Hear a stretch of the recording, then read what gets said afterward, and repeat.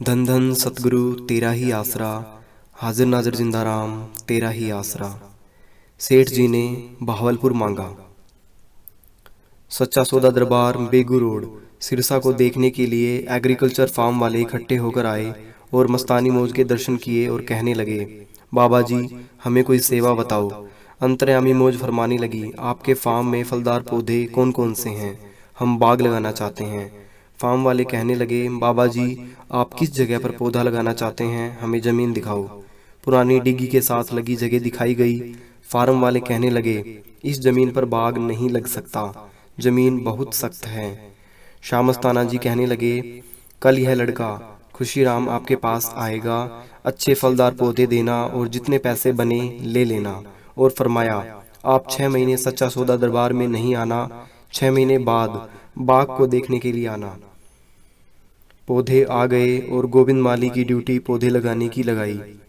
श्यामस्ताना जी हर रोज सुबह सुबह भजन से उठकर सीधे बाग में आते और पौधों को खुशियां देते। लगभग 4 महीने के बाद पौधों पर जबरदस्त फल आया। सेठ रामदत्त जी अपनी बग्गी में अपने बाग में जाया करते थे। एक दिन उनके दिल में ख्याल आया, सच्चा सौदा दरबार देखूं और संतों से मिलूं। सेठ रामदत्त जी बग्गी से उतरकर दरबार में आए।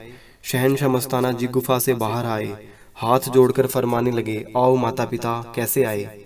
सेठ रामदत्त जी कहने लगे, बाबा जी आपके दर्शन करने खातर आया हूँ। शामस्ताना जी ने सारा दरबार दिखाया और रूहानियत के बारे में समझाया और बाग के पास आकर खड़े हो गए। सेठ जी सच्चा सौदा दरबार और बाग को देखकर बहुत खुश हुए। बाबा जी यह पौध कठू आई। 4 माह के बूटों पर कंधारी अनार लगा हुआ देखा, तरह तरह के फल पौधों पर लगे हुए थे। अंतर्यामी मौज गोविंद राम माली से कहने लगी, फल तोड़कर सेठ जी को दो।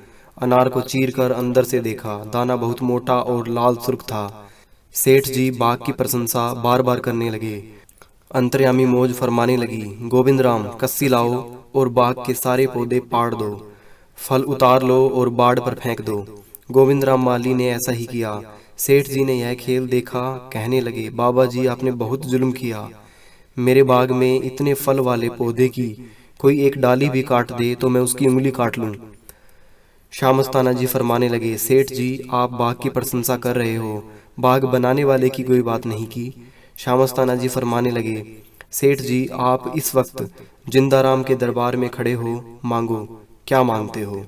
सेठ जी ने बहावलपुर मांगा, क्योंकि वह बहावलपुर स्टेट के खजांची थे। 3 वचन शामस्ताना जी ने फरमाए। सेठ जी ने फिर भी बहावलपुर ही मांगा। शामनसाई मस्तानी मौज फरमाने लगी, बहावलपुर हमारे पास नहीं है। सेठ जी आज्ञा लेकर चले गए। सच्चा सौदा दरबार में रात को मंजलिस लगी। प्रेमियों ने सेठ जी के बारे में पूछा कि इतने वचन आज तक आपने किसी को नहीं फरमाए, यह क्या राज है? शहनशाह मस्ताना जी फरमाने लगे, जब ये वचन चल रहे थे तो उस वक्त हमारा ख्याल सच्चे पातशाह परम संत बेपरवाह दाता जी के चरणों में लगा हुआ था। अगर यह पुत्र मांगता तो इसको पुत्र देते, अगर ये कहता परमात्मा से मिलना है तो तुरंत परमात्मा से मिलाते, क्योंकि सेठ जी सिरसा शहर में चौथे पांव की हैसियत रखते हैं। धन धन सतगुरु तेरा ही आसरा, हाजिर नाजिर जिंदा राम तेरा ही आसरा।